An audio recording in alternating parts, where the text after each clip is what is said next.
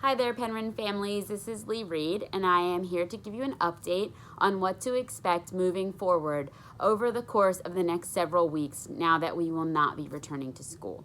Once Governor Wolf made the announcement that schools were mandated to close through the remainder of the school year, our teachers started working together to figure out how we can effectively implement a virtual learning program that would meet our students' needs, our families' needs, and also prepare our students so that when we do return in September, we are ready to go.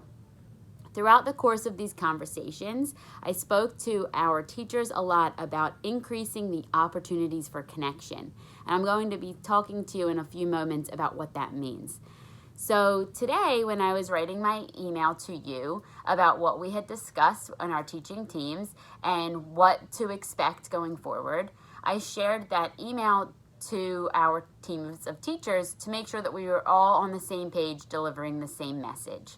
And one of the responses that I got from a teacher was, this is great information, but why don't we use this as an opportunity for connection and make this something that you can record and have visuals. And I recognize as a leader that you should never expect something of others that you're not willing to do yourself. So here it is. This is our virtual letter to parents providing you with an update moving forward for what to expect over the course of the next several weeks until the end of the school year.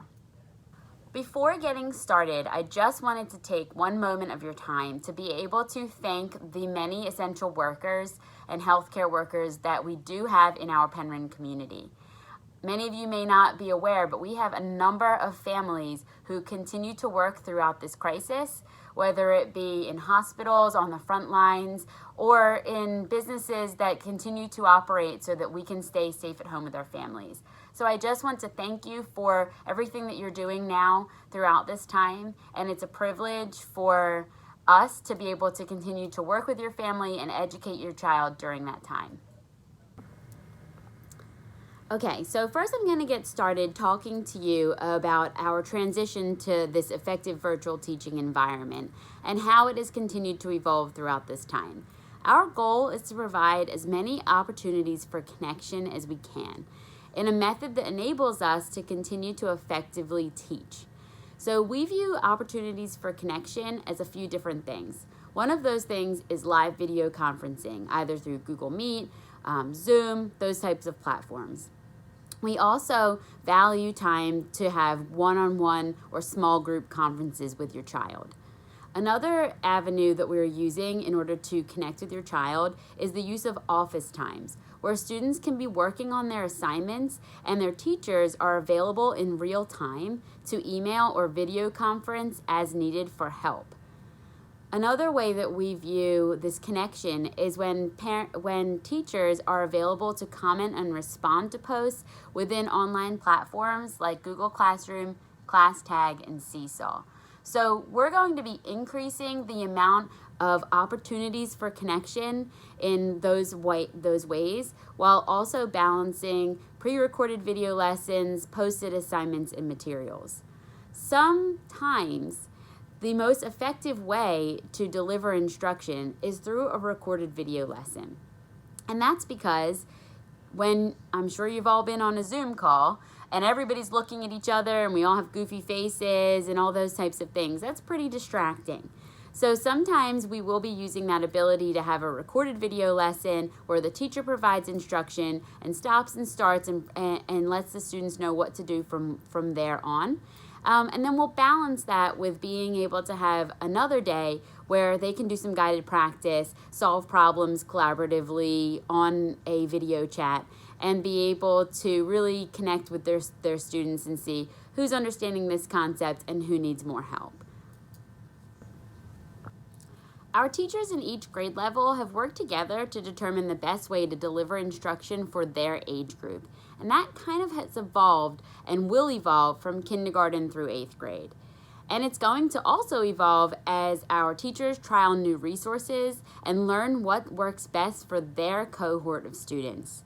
Kindergarten is using ClassTag to communicate daily with their classes, post assignments, and receive assignments from their families.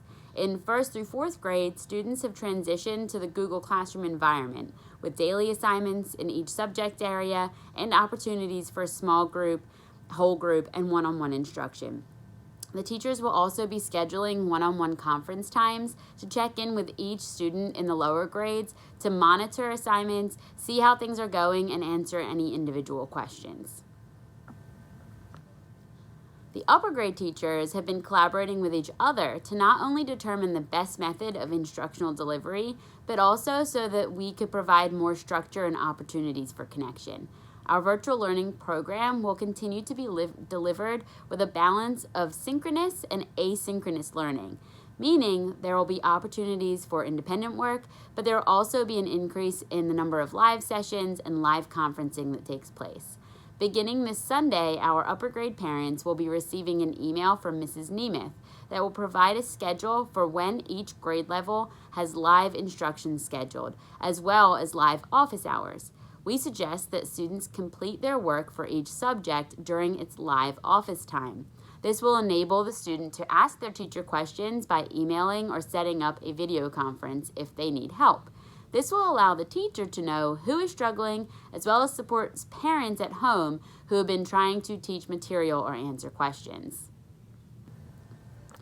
Grading is probably something else that you've been thinking about over the course of this trimester, and that's something else that we have modified. We feel that it's very difficult to fairly grade based on the attainment of new skill or learned material in this virtual environment. Instead, we are shifting our focus from grading for accuracy to grading for work completion at all levels.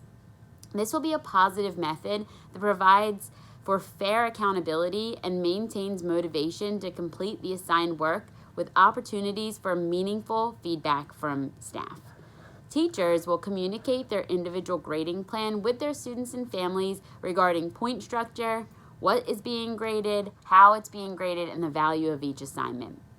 We will continue to use Gradebook in RenWeb to grade assignments based on completion. Parents can easily check RenWeb for a quick glance to confirm that their child has completed the needed assignments and if there are any assignments that are due. Google Classroom will be the environment where you can gain feedback on how your child is progressing through the course of the material, while RenWeb will allow you to see what assignments have been completed and counted towards a grade. That's a really important thing to understand, so I just wanted to review that once again. RenWeb is being used for teachers to be able to communicate to our students and our parents what assignments have been completed and what assignments have not been completed. Those assignments that have been completed are what will allow the student to gain credit for that assignment and therefore will impact their grade. However, on Google Classroom, you will get feedback, as will your child, on how they did on that assignment. So learning is still taking place. Feedback on how that learning is taking place will still be given. The teacher is getting that feedback on, are they ready to move forward? Do we need to review once again? However, on RenWeb, you're going to be able to get a very clear picture of, is my child doing this work or are they not doing the work? And for the grade, like the report card grade, that is going to be the determining factor. Are they doing it? Are they putting in their best effort throughout this time to do the work that needs to happen? Yes, they are. Then they're getting those points. If they are not, then they are not receiving those points, and that will hurt their grade. However, on RenWeb, on Chrome, on Google Classroom, you will be getting feedback on how did my child do on this material. Did they score? Do they understand the material? Are they ready to move forward? Is there feedback on how that paragraph was, that type of thing? That information you'll receive from your teacher through Google Classroom. RenWeb is for, did they do it or did they not do it? Our goal is that students continue to learn in this environment and will continue to give assessments and assignments to monitor progress. Our students' third trimester grade will be tied to full participation in the learning program, engagement in their online classes, and effort to do the best they can in the environment that we are in. The final grade for the year will be determined by the average of the 3 trimesters, but the first 2 trimesters are weighted higher than the third. We are also adding the ability for parents to become a guardian on their child's Google Classroom account. By doing so, you will be able to receive an email either daily or weekly with a copy of the announcements and assignments posted on Google Classroom, as well as any work that has been completed or is missing. We hope that this feature will allow our students to be independent within Google Classroom, while also allowing parents to monitor and support the completion of their assignments. I understand that it's difficult to manage this information as it gets updated and changes based on the length of time that we're out of school. My priority for our students is to maintain engagement and connection and provide opportunities for true learning to take place. However, I'm aware that learning can't happen when stress is present.